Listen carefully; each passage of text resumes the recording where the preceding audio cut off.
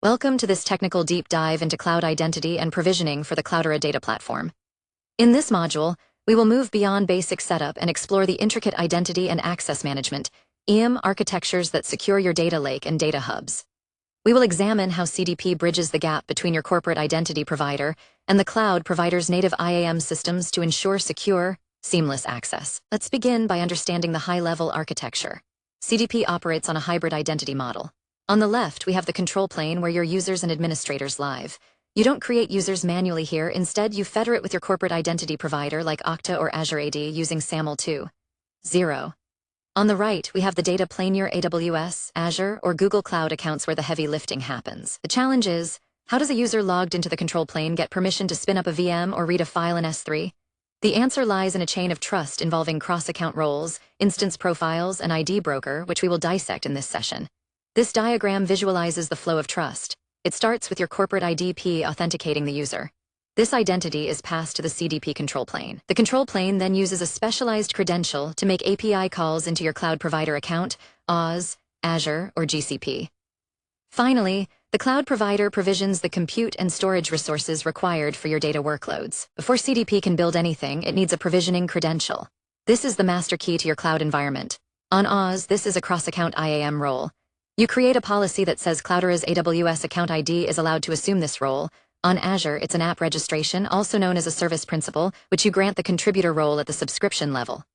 For GCP, it's a service account with a JSON key. This initial handshake is critical. Without it, the control plane cannot provision the data lake or data hubs. Here is the provisioning flow. The CDP account on the left reaches out to your cloud environment. It authenticates using the provisioning credential you created, be it an IAM role or service principal. Once authenticated, this credential grants CDP the permission to execute infrastructure tasks, creating virtual networks, VPC, launching virtual machines, and configuring further IAM roles for the clusters. Once the environment is established, specific roles are required for the data lake to function. These are not for users, but for the services themselves. The most important is the ID broker role. This role acts as a token exchange service. It must trust the ID broker VM to assume other roles. Then we have the log role or logger identity in Azure, which allows every node to push logs to your storage bucket. We also define a data lake admin role for administrative storage operations and a Ranger audit role to ensure every access request is securely logged for compliance. This diagram details the identity of the data lake VMs. The VMs are attached to an instance profile, Oz, or managed identity Azure. This profile grants them the log role to write directly to S3 or ADLs. Crucially, the profile also grants the ID broker role. Notice how the ID broker role is central. It is the gateway that assumes other data access roles on behalf of users. Now let's solve the user access problem. How does a data scientist access S3 without an access key? The answer is ID broker. ID broker is a service running in your data lake. You configure mappings that link a CDP user or group to a specific cloud role. For instance, you map the data engineers group to a data eng role that has read/write access to the engineering bucket.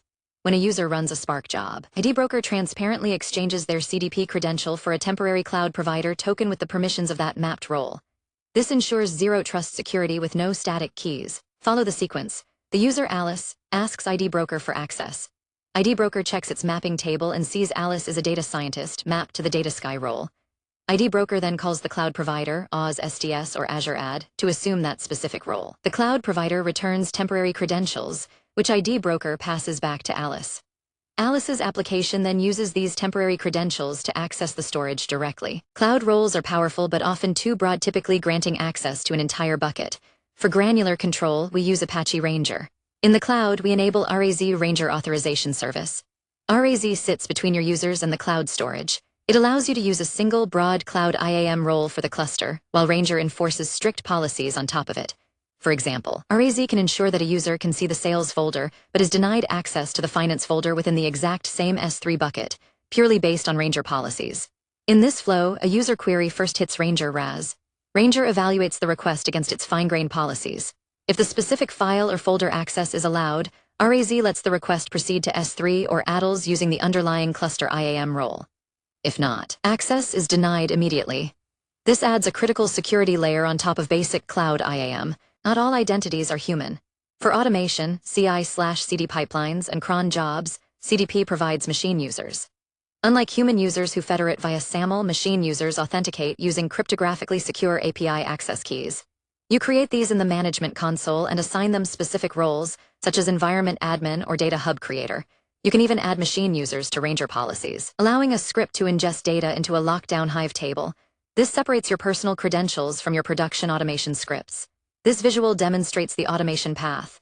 An automation script on the left uses API keys to talk to the CDP control plane. It authenticates as a machine user. This machine user then has the authority to trigger actions like provisioning a data hub or accessing data streams in a Kafka topic, ensuring automated workflows run securely and independently of human accounts. To wrap up, effective cloud identity in CDP relies on 4 pillars. First, federation. Always use SAML to keep user management centralized in your corporate IDP. Second, ID broker mappings. Map groups to roles to enable passwordless cloud access. Third, granularity. Rely on Ranger and RAZ for detailed data policies, keeping your cloud IAM roles simple and maintainable. Finally, auditing. Ensure your Ranger audit role is correctly configured so you have a complete history of data access. Following these practices ensures a secure, compliant, and manageable cloud data platform. This summary chart outlines the 4 pillars of identity security. The central node best practices branches into SAML federation for user entry, ID broker mappings for cloud access, Ranger/RAZ for policy enforcement, and audit logs for compliance and visibility. Mastering these 4 areas completes your IAM strategy. Welcome to quicktechie.com. So just type in quicktechie.com here. Then you can go through the material which is provided by quicktechie. So we have first of all video courses which you can go here and you can find the various video courses across the technologies as well as finance domain. So if you see in Microsoft, we have 8 programs currently running. Next, you can go through the ebooks available. So all the ebooks which are in PDF format today, and you can download this. So let me go through Microsoft certification ebooks. You can click on any of this and you can see this is the PDF available for you to download. So these are the premium ebook mostly available on quicktechie.com platform only. Now the second part is exam simulator. As we primarily focus on the all technology companies and finance domain certification preparation material, so this is company wide listed here and you can go through this. So let me go through the Microsoft one again. You can see these are all Microsoft related certification. AB 730 exam, if you open it, so you can see here this, and all the practice papers are available here. Today we have a 5 practice paper. So click on the first practice paper. It would load the questions. You can answer this question. This is way you can answer it and you can move to the next question.